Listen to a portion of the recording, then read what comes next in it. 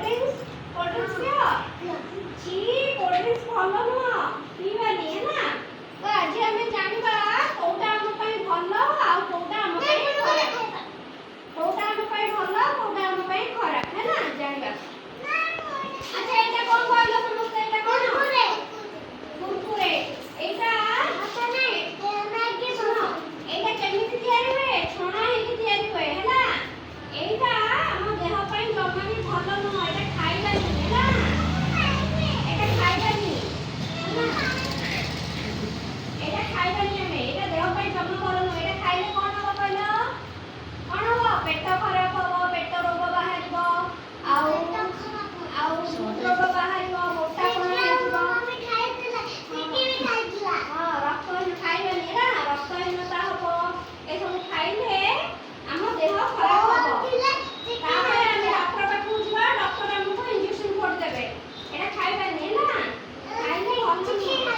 ହଁ ଖାଇଲେ ଏଇଟା ଭଲ ନୁହଁ ଖାଇବାନି ହେଲା ଚିକିକୁ ମନା କରିଦେବ ହେଲା ଚିକି ମନା କରିଦେବ ଖାଇବାନି ହେଲା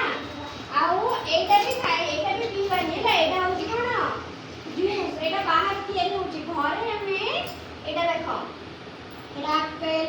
ଏଇଟା ହଉଛି ଲେମ୍ବୁ ଏଇଟା ହଉଛି ଆମ୍ବ ଘରେ ଆମେ ଏଠୁ ଜୁସ୍ ବନେଇକି ପିଇ ପାରିବା କିନ୍ତୁ ବାହାରେ ଯୋଉ ବୋତଲରେ ମିଳୁଛି ସେ ଜୁସ୍ ଜମା ବି ପିଇବାନି ହେଲା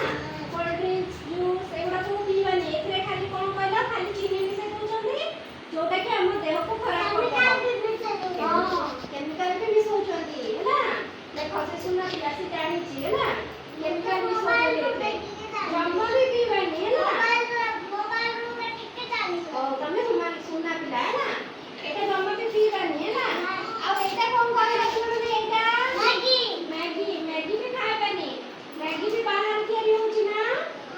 ସେଥିରେ ବି କେମିକାଲ ମିଶେଇ ଦଉଛନ୍ତି ସେ ମସଲାରେ ବି କେମିକାଲ ରହୁଛି ଏଇଟା ଜମା ବି ଖାଇବାନି ହେଲା ଆଚ୍ଛା ପିଲାମାନେ କହିଲ ଏଇଟା କଣ କହିଲ ବନ୍ଧାକୋବି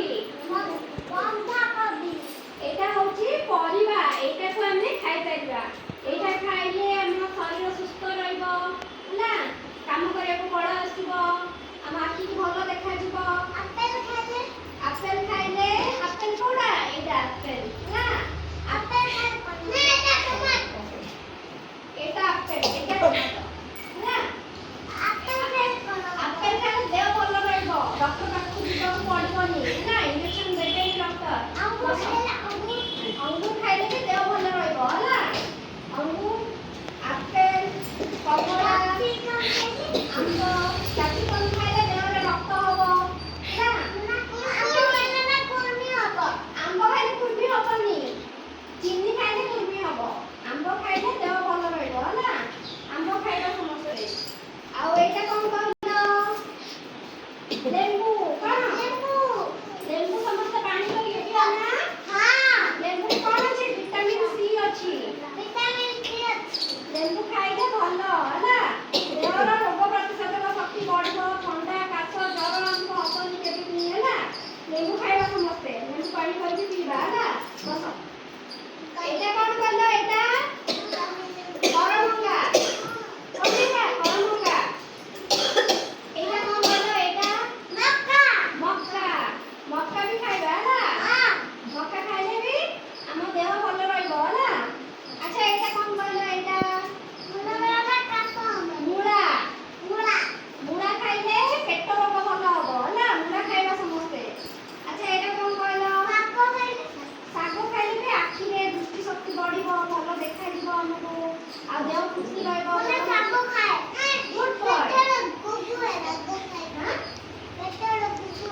ପେଟ ଭଲ ହବ ପେଟ ରୋଗ ଭଲ ହବ ହେଲା ଏଇଟା ହଉଛି ଟମାଟୋ ଟମାଟୋ ଖାଇଲେ ଶରୀରରେ ରକ୍ତ ବଢିବ ହେଲା ଦେହ ଭଲ ରହିବ ହଁ ଏ ରୁହ ହଁ ନାଇଁ ହବନି ହଉ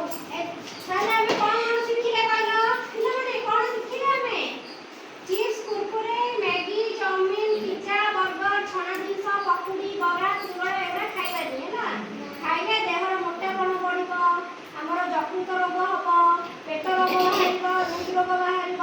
ହେଲା ହାଲିଆ ଲାଗିବ ଥକା ଲାଗିବ ଆମକୁ ପାଠ ପଢିବାକୁ ଇଚ୍ଛା ହବନି ଖେଳିବାକୁ ଇଚ୍ଛା ହବନି କିଛି କାମ କରିବାକୁ ଇଚ୍ଛା ହବନି ହେଲା ତେଣୁକରି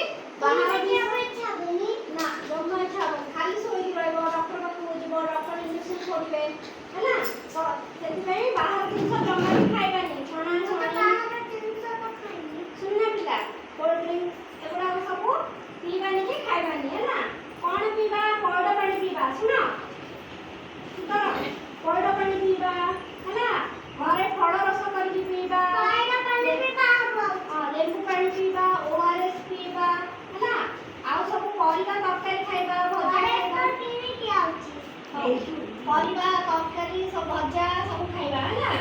ହଉ ଭଲ ଲାଗିଲା ନା ସମସ୍ତଙ୍କୁ?